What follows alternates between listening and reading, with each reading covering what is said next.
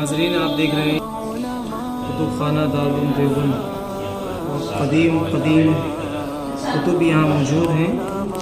خصوصاً آپ دیکھیں گے جو 4 کتابیں منزل من اللہ ہیں، آسمان سے اتری ہوئی ہیں، مشہور جو 4 کتابیں ہیں، ان کے ترجمے اور ان کی عربی عبارت اس کتب خانے میں رکھی گئی ہیں، اور آپ کو اس کا دیدار بھی کرا سکتے ہیں۔ تھوڑا زوم کر کے دیکھیے آپ، یہ زبور کا ترجمہ ہے اردو میں، عربی عبارت بھی ہے اس کے اندر، اور یہ انجیل ہے، ہاں جو دوسری کتاب انجیل ہے اس کو آپ دیکھ سکتے ہیں، اس کا یہ عربی متن ہے، جو عیسیٰ علیہ السلام پر نازل ہوئی۔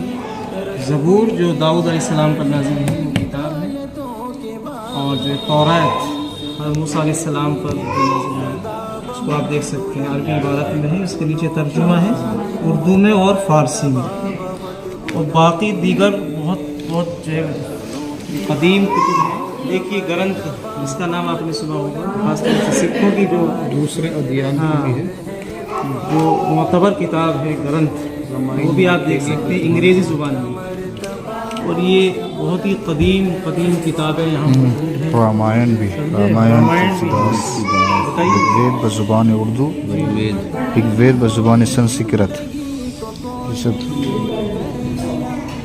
تھوڑا سا ادھر کر دو جی۔ قرآن کریم، قرآن مجید، انگریزی مترجم،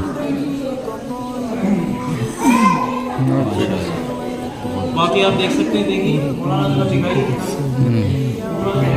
پرانی کتابوں سے بھرا اور ایک خصوصیت یہ ہے کہ یہ ہمارے علاقے کے حضرت مولانا سید مرتضیٰ صاحب چاندپور کے ہیں، جنہوں نے یہ کتابیں وقف کی ہیں برائے استفادہ۔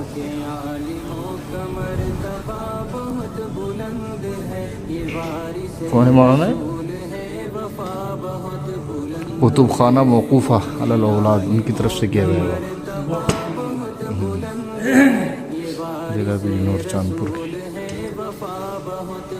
ہم سے لکھا ہوا ہے، جدول اقتباس، نہایت خوشخط، متوسط،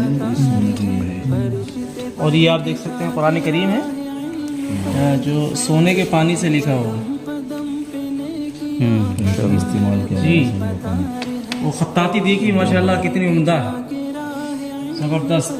اللہ تعالیٰ ان کی قبروں کو نور سے بھر دے، آمین۔ ایسا کام کر کے گئے ہیں کہ قیامت تک اللہ تعالیٰ ان کو اس کا فیض پہنچاتا رہے گا، ان کو، ان کی اولادوں کو، ان کے متوسلین کو۔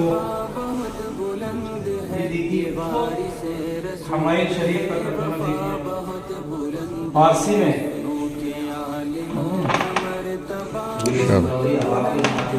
وہ ہمارے فارسی کے استاد تھے ماشاءاللہ، اللہ تعالیٰ نے انہیں بڑی مہارت دی تھی فارسی کے اندر۔